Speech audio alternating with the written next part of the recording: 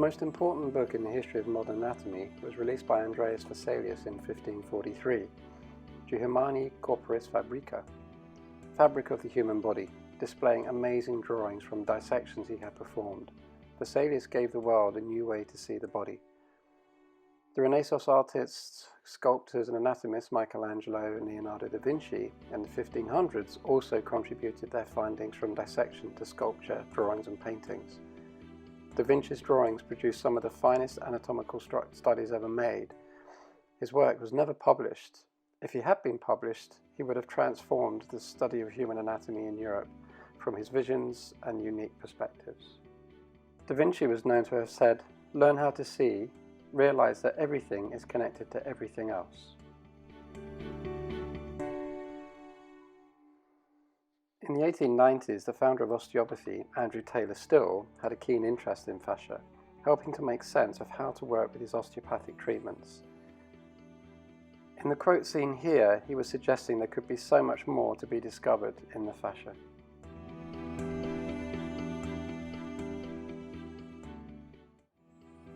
Famous fashion designers such as Alexander McQueen were exploring the anatomy to understand how the fabric of the body affected the fabric that they put over it. Here, McQueen is seen using Vesalius as an influence.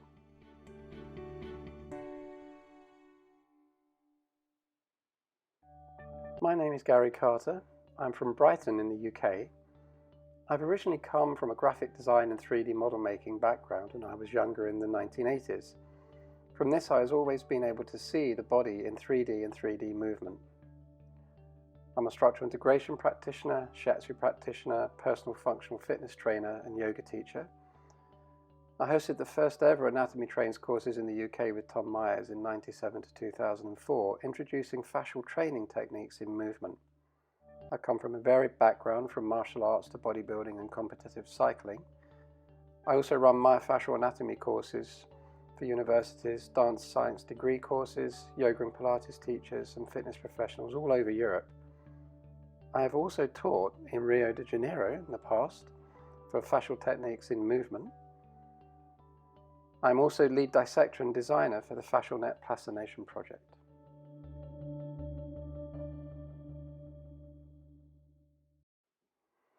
Many systems and networks of the body have been illustrated and described over decades. And even though there was an interest in fascia in the 1800s and before, we hadn't seen full imagery of it. However, in Bourgerie and Jacobs' Atlas of Human Anatomy and Surgery in 1831, we see beautiful fascia-based imagery with cross-sectional fascial compartments and longitudinal images of fascial compartments.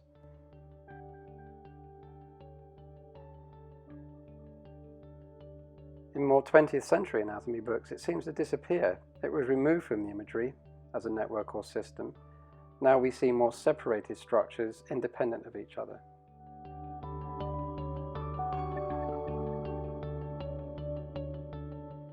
The first ever Body Worlds in the UK came to London Truman Gallery in 2002. This was an exciting event, so I visited the exhibition many times and was able to run a lecture there to most of my groups of students on fascia and anatomy. But there wasn't a lot of fascia to show. I expressed to Body Worlds at the time, "Have you tried to create a fascial body?" And I was told that it was too complex. Robert Schleip and many other researchers had the same ideas. Robert had approached Body Worlds before and had no luck, although the interest was there, and in 2017 he approached them again, and the directors of Body Worlds and the Plastinarium agreed to help make the project work.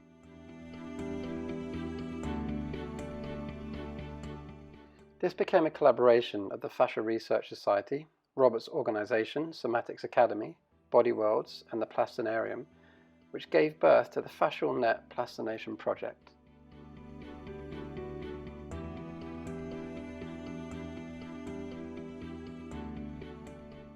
There are many ways to image the body, and at the Plastinarium in Germany is where we had the best access to create fascial dissections and 3D models.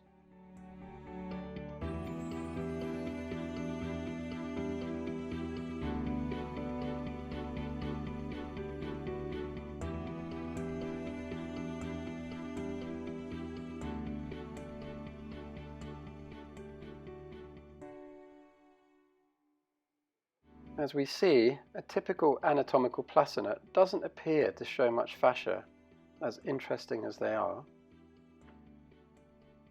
And the Plastinarium have all sorts of inventive ways to display the body, from dissection and plastination, giving us many ways to visualize the body.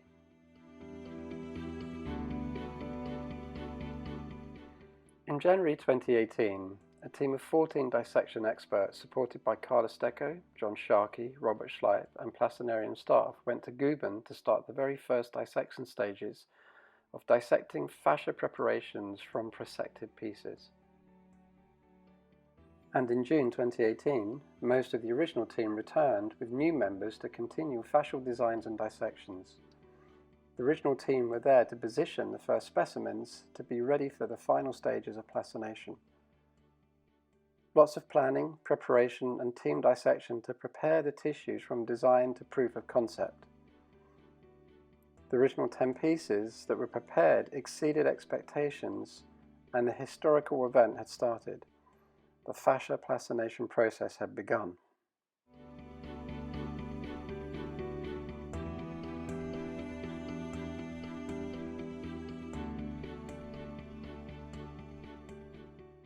The original completed specimens were to be displayed at the 5th International Fascia Research Congress in Berlin in November 2018.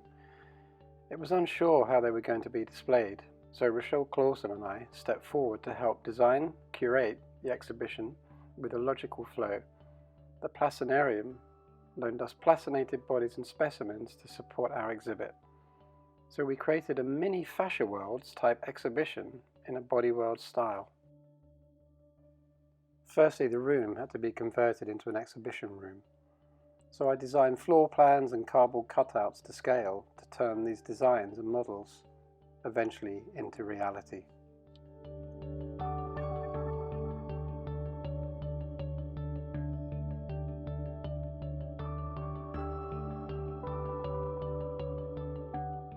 We created fascia in a new light, the exhibition. As we walk through the exhibition, we see various pieces, some of these displayed at the first fascial experience in Sao Paulo in 2019 in Brazil. We see the superficial fascia of the elbow, superficial fascia of the leg, superficial fascia of the abdomen, the deep fascia of the lower leg, the deep fascia of the thigh, both as cross-sections, then the fascia lata, and finally we see the pericardium and the diaphragm, which became the centerpiece of the exhibition. It was important to us to use lighting to show the tissues in interesting and creative ways, as it brings the very best out of the fascial tissues.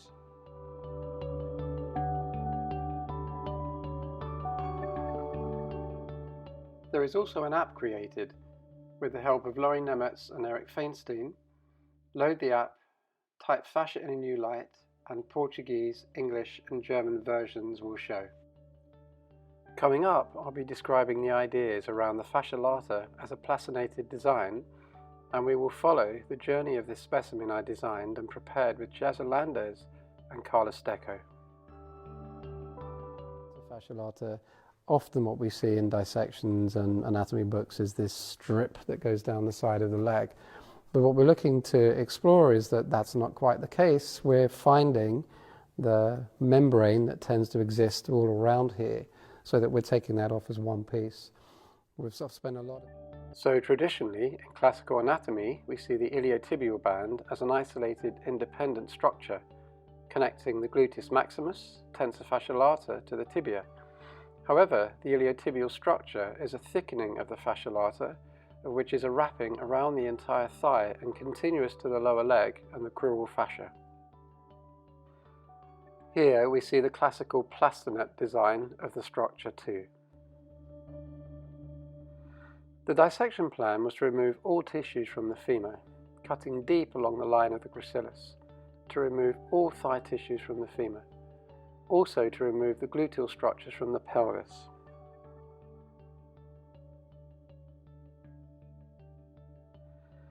Once removed, the muscular tissues were taken away from the deep side of the fascia lata, leaving the gluteus maximus, tensor fascia lata as the only two muscular structures. along with two stronger intermuscular septa and a section of saphenous vein left in place.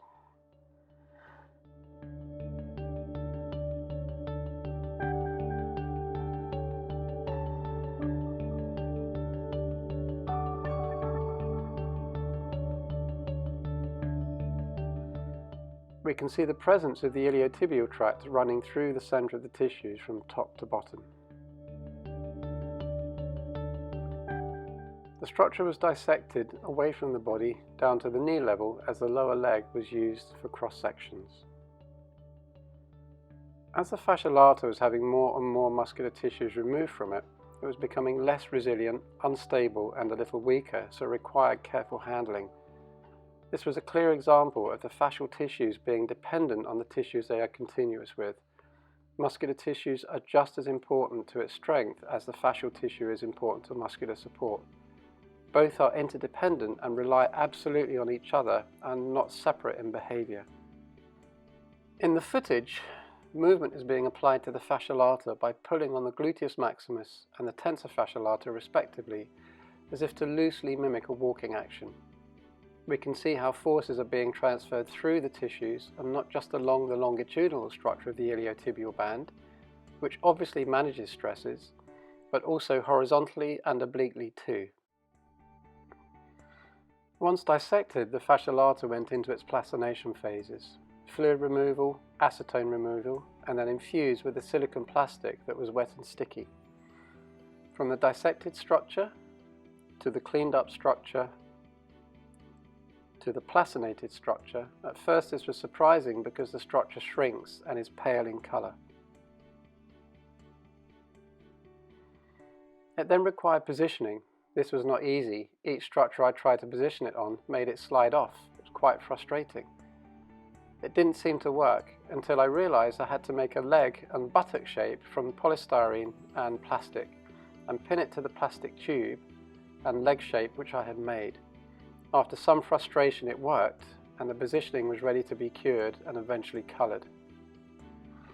From a classic anatomical view to this position piece, showing the iliotibial band as a continuum to the fascia lata, to plastinated, and then the traditional plastinated view.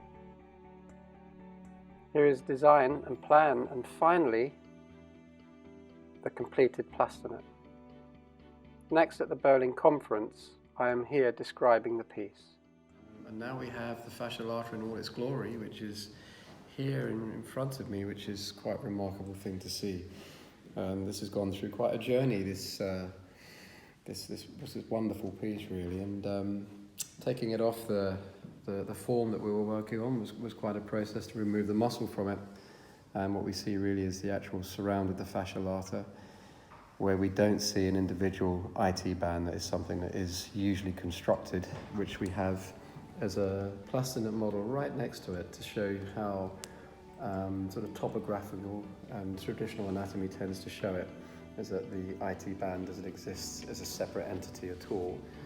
We have the fascia lata as one wrapping, so what you can see on that medial side there for the moment is where we have an intermuscular septum with a saphenous vein in it.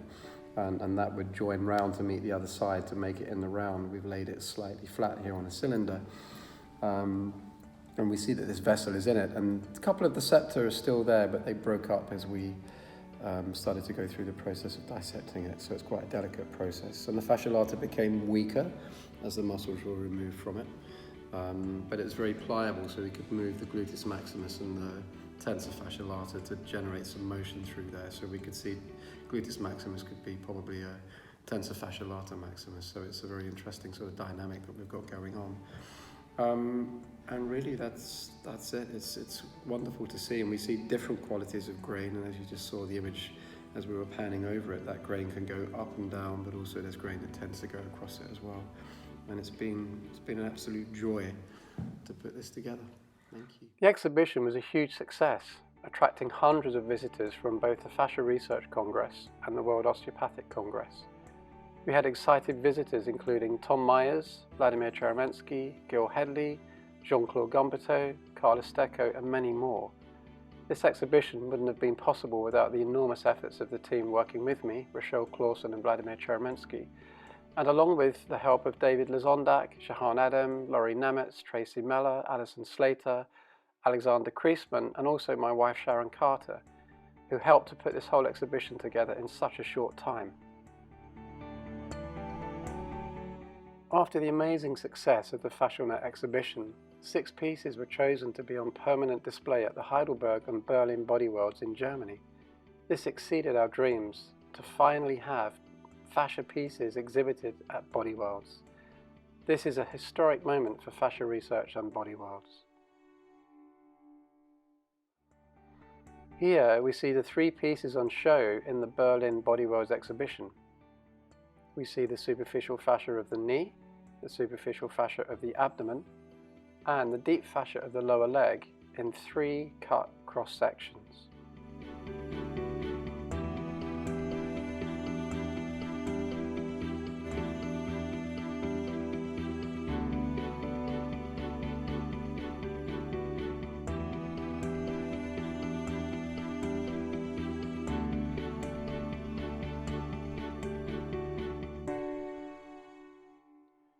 Also, from the huge success of the conference exhibition, we had a meeting in Frankfurt in spring 2019 with Dr. Vladimir Cheromensky, Dr. Angelina Wally, myself, Rurik von Hagens and Dr. Robert Schleip to discuss the plans for a full-body fascial focus Plastinate to commence in July of 2019. This was approved by Dr. Angelina Wally, who is the CEO of Body Worlds, and we went ahead with selecting the worldwide team. So once again, we were back in the Plastinarium, our familiar home by now. For this next phase, we had a team of scientific advisors, Dr. Jaap van der Wal, Tom Myers, Dr. Vladimir Cheromensky, John Sharkey, Dr. Gil Headley, Professor Carla Stecco, and Dr. Robert Schleip.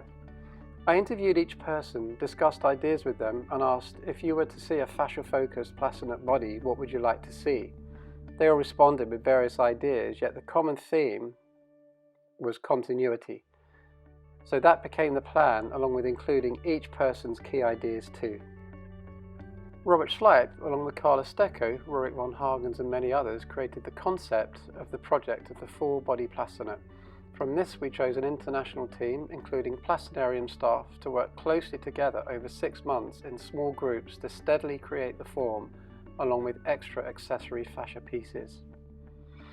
I created a mood board of all the influences in the fascial study and research world, drawing upon the works of Robert Schleip, Andre Vleeming, Gil Headley, Hannah Stenker, Thomas Myers, John Sharkey, Julian Baker, Jaap van der Wal, Carla Stecco, and the fascial illustrations of Baudry and Jacobs from the 1850s, along with the detailed clinical understandings of Joel Talsma and Dr. Cheromensky.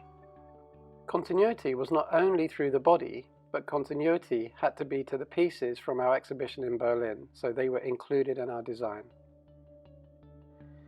The books we use as reference in the dissection lab are a combination of clinical anatomy, classical anatomy, and also the 2 fascial anatomy atlases to date, which are Carla Stecco's Functional Atlas of Human Fascial System and Hannah Stenker's Atlas of Human Fascial Topography. These were invaluable guides to reference the tissues. There was endless essential planning each week and most days, setting the plan and path for the day's work ahead.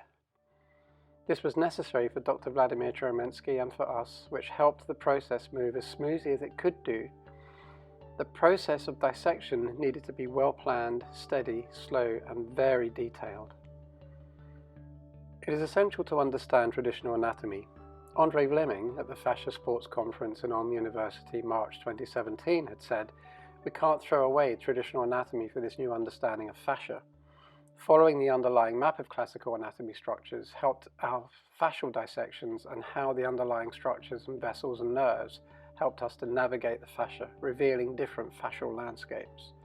The 2 are absolutely interdependent, one part cannot be dispensed with. Continuity of fascia is more than just fascia, all structures are continuous together. I would spend many hours walking around the positioning area and the exhibition area at the Plastinarium. just looking at the pieces on display. And when I adjusted what I was looking at, I could see how they had saved some of the fascia on their specimens. The reason there isn't a lot of fascia on show is because it had always been difficult to plastinate large or delicate areas. So we as a team had to be careful in how we were to display it, and the Plastinarium team were also changing their processes for us. This had never been tried before. The small specimens in the Berlin exhibition showed what was possible, and the whole team needed to be able to work with this idea. In the exhibition we can see lots of examples of fascial regions.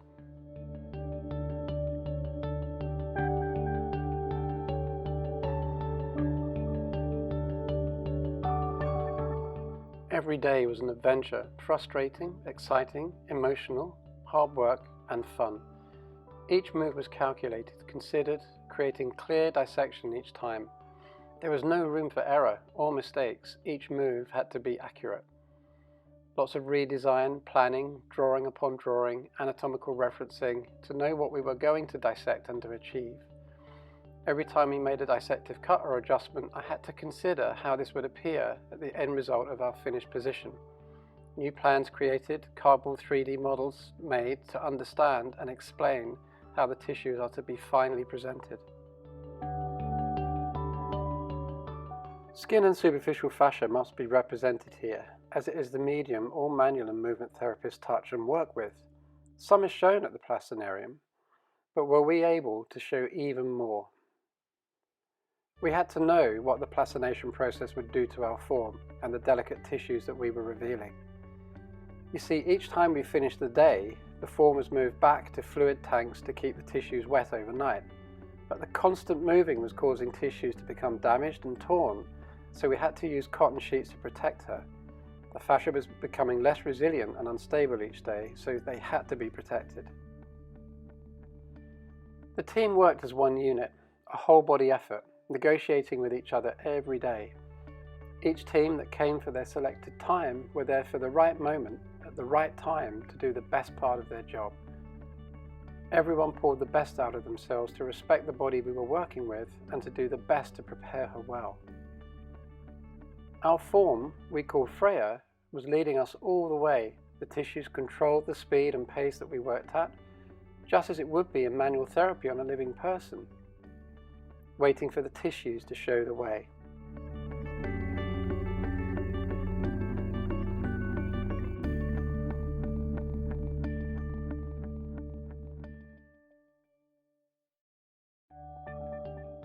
One of my favourite areas in the Plastinarium is a large atrium exhibition space where there are large plastinated giraffes.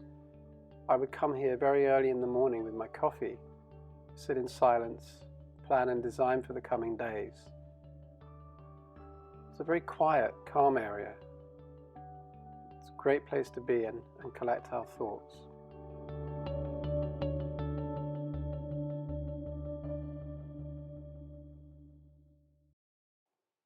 In designing the form, I had to consider her size and shape, also considering how these tissues will display in position. Does it fit her posture and structure? A feminine form with curves and long sweeping tissue shapes continuous from foot to head, just so that we would see fabric fall on a body following contours and the shape that the underlying structure allows for. So we go with the body and not against it, the fabric of the body. Showing an elegant posture, displaying in the best and aesthetic way the multitude of connections and continuity. Also, there must be clinical relevance for the reason for each region being displayed, making more sense with clinical insights of how we touch and treat as manual and movement therapists.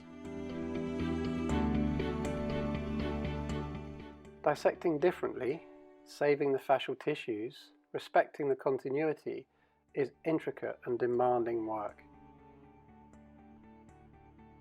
Some days I felt like the fascial plastinate model that we see here in the lab, all taken apart.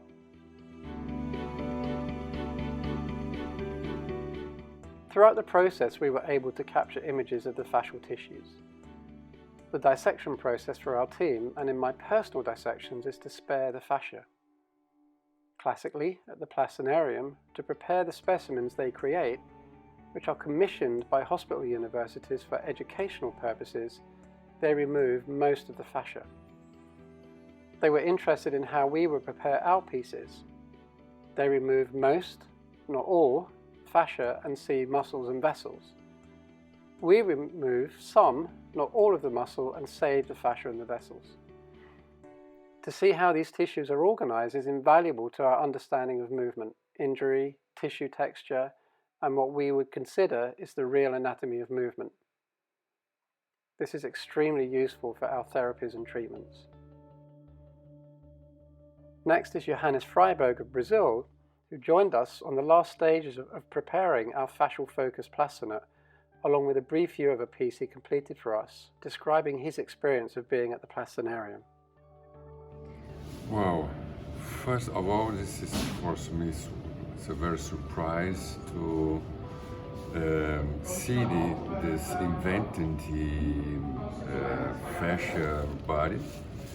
So it's so beautiful because it's the first time it's possible to see the connections between fascia in different levels, in different ways, and many new ideas about the anatomy will come with this, because the fascia connections show us all the ways that the move it's possible. The muscles is okay, but with the fascia give more idea about the relationship between many parts of the body. So now it's not parts but one body, and then this is a big surprise for me. This is amazing. Extra specimens were created initially as practice pieces, and some have now become new plastinate exhibits to accompany our full body. We see here a reference to Bourgerie and Jaco's cross-section with a change in the style created by Jehan Adam and Laurie Nemetz. We spend a lot of time exploring the skin and superficial fascia connections. However, as can be seen here, blood vessels have been infused with red plastic silicone. This slowed the process down as the scalpel would snag on them and was in danger of tearing the surrounding tissues.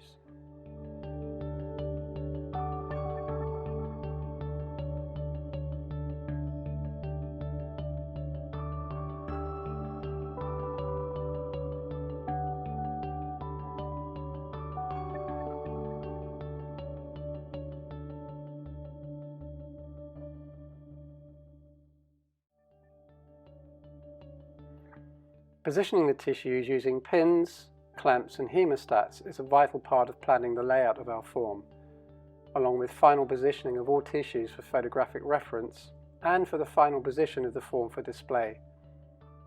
Once pinned, at this completed stage, myself and Dr. Cheromensky then were required to present our form to Dr. Angelina Wally, describing each region in detail, why we show the fascial structures, and its clinical relevance.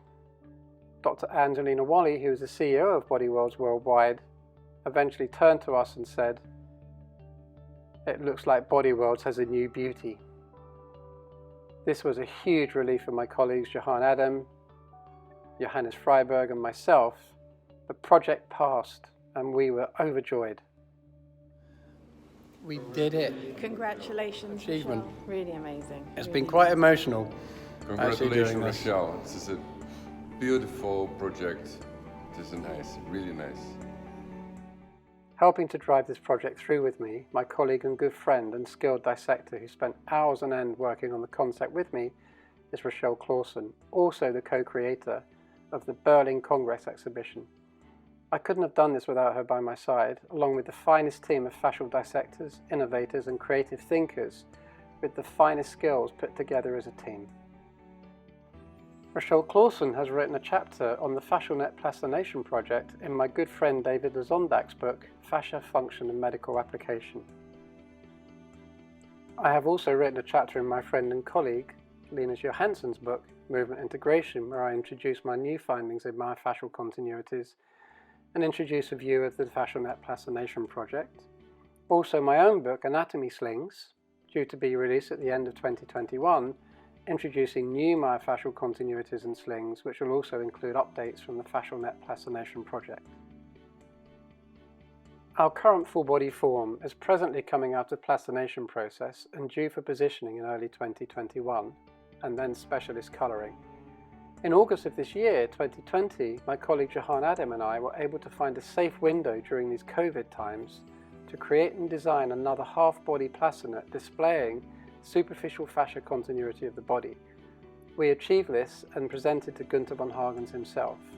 This once again creates another exciting historic plastinate.